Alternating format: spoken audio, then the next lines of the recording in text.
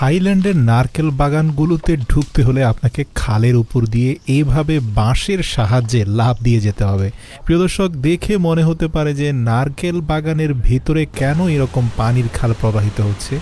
আসলে মূলত যাতে নারকেলগুলোকে পাড়ার সময় সবগুলো নারকেল পানিতে ফেলা যায়, নারকেলগুলো ফেটে না যায়, সেজন্য এই ক্যানেলগুলো করা হয়েছে। এছাড়াও তারা একসাথে শত শত নারকেল বিশাল বড় বাগানের এই প্রান্ত থেকে ও প্রান্তে নিয়ে যাওয়ার জন্য তারা পানির উপর দিয়ে ভাসিয়ে নিয়ে যায়। এটাও খুব চমৎকার। তারপরে দেখা যায় যে একটা ট্রলিতে করে নিয়ে যাচ্ছে এবং ফ্যাক্টরিতে নিয়ে একটা স্বয়ংক্রিয় মেশিনের সাহায্যে নারকেলগুলোকে রাউন্ড শেপে খুবই চমৎকারভাবে কাটিং করছে এবং ধারালো চাপাতির সাহায্যে এগুলোর দু প্রান্ত মসৃণ করে নিচ্ছে। এরপরে কনভেয়ার বেল্টে করে একটা স্বয়ংক্রিয় পানির চৌবাচ্চা নিয়ে ফেলা হচ্ছে। সেখানে ব্যাকটেরিয়া নিরোধক পানির মধ্যে চুবিয়ে পরিষ্কার পরিচ্ছন্ন করে নেওয়া হচ্ছে এবং এরপরে এমন একটা পিন গুঁজে দেওয়া হচ্ছে যেটা খুবই চমৎকার। এবং এখান থেকে কিন্তু প্যাকেজিংটা কমপ্লিট করে সরাসরি সুপার শপে চলে যায়। সেখানে আপনি এটা কিনে জাস্ট এখানে 3টা স্টেপ আপনি দেখবেন যে নারকেলের উপরে দেওয়া আছে। এই 3টা স্টেপ খুব সহজে অনুসরণ করে যে কোনো ব্যক্তি এই নারকেলের সুস্বাদু পানি বা কচি ডাবের সুস্বাদু পানি তারা পান করতে পারে। কেউ চাইলে সেটাকে ট্রেডিশনাল ওয়েতে ফাটিয়ে একদম ডাবের শাঁসটা সহ খেতে পারে। আপনি যেন অবাক হবেন যে পুরো বিশ্বে একমাত্র থাইল্যান্ডকে কোকোনাট হেভেন বলা হয়। মানে এত চমৎকার চমৎকার স্কিল আপনি থাইল্যান্ডের মানুষের মধ্যে দেখবেন। যেমন রাস্তার পাশে দাঁড়িয়ে ট্রেডিশনাল ওয়েতেও কিন্তু কিছু কিছু স্থানে কোকোনাট বিক্রি হয়, বিশেষ করে গ্রাম্য বা রুরাল অঞ্চলে। সেখানে গেলে দেখবেন যে কিছু কিছু মানুষ কচি ডাবকে এত সুন্দর করে কাটছে।